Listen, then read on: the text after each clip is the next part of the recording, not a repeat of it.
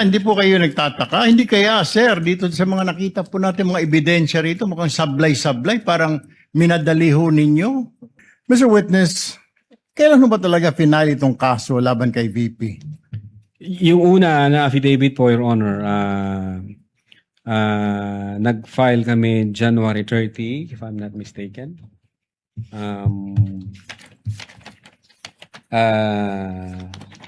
Taon po, anong taon? 2025, sir. 2025. And then nag-require po ang Department of Justice ng compliance dahil sabi nga nila nung una na certification insufficient for conduct of preliminary investigation and must be referred for a case build-up. Now, ang ginawa po namin, kinumply po namin yung kanilang mga requirements. And then, come 11 February 2025, niresubmit po namin yung aming affidavit of investigation, Your Honor. Nasaan na po itong kaso? Naisampa na po ba ng DOJ o hindi pa? I think ongoing po ang preliminary investigation. 1 year, preliminary. 1 year, over 1 year. January to January is 1, February, March, April, May, June, July.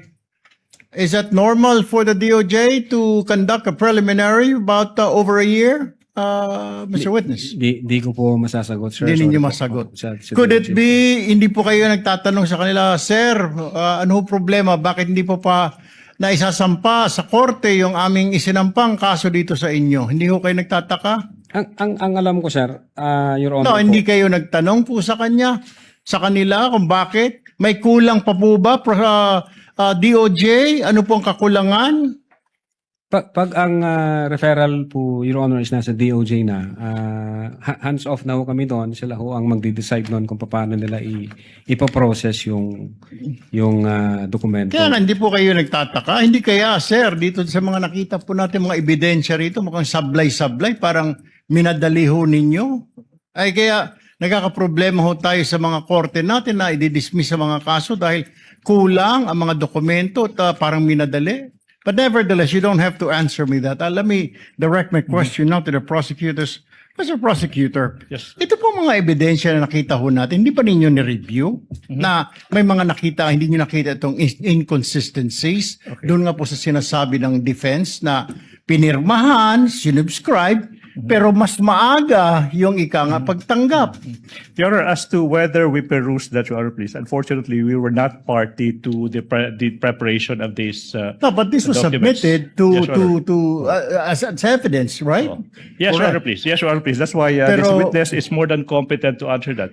But the main point of the prosecution, Your Honor, please, they already filed and complied with these requirements and addressed these defects, if you may, by filing a February 10, 2025 affidavit investigation. That's why, if you have observed our good Senator Judge, we have been objecting as to the relevance of this. Exactly because what is in contention now is the latest affidavit of investigation that is now pending before the DOJ, Your Honor, please. All right. And just a quick manifestation to the NBI. Mr. Witness, next time po pag nagsampaho kayo ng kaso, make sure, kaya nga I was asking you kanina, I already have this feeling, if something is wrong, dahil sobrang tagal na sa DOJ ng kaso ninyo, there's something wrong with the case. Siguro po, next time, make sure na yung kaso isasampa ninyo is airtight. Tama po. Kasi madidismiss yan. Yung mga kaso na medyo hindi po tight talaga ang kaso. Ano po? Yes, Your Honor. Sayang naman yung inyong pinaghirapan. Doon, ang dami natin nakita. Totoo po lang na nagmura ang vice-presidente, nagbanta ang vice-presidente. Sangayon naman po ako, nakita ko naman po yun. Pero pagdating po yan, usually pag sa technicalities tayo nagkakaproblema. Don't forget that. Yes, Your Honor. Quick manifestation. Thank you. Thank you, Mr. Presiding Officer. Noted.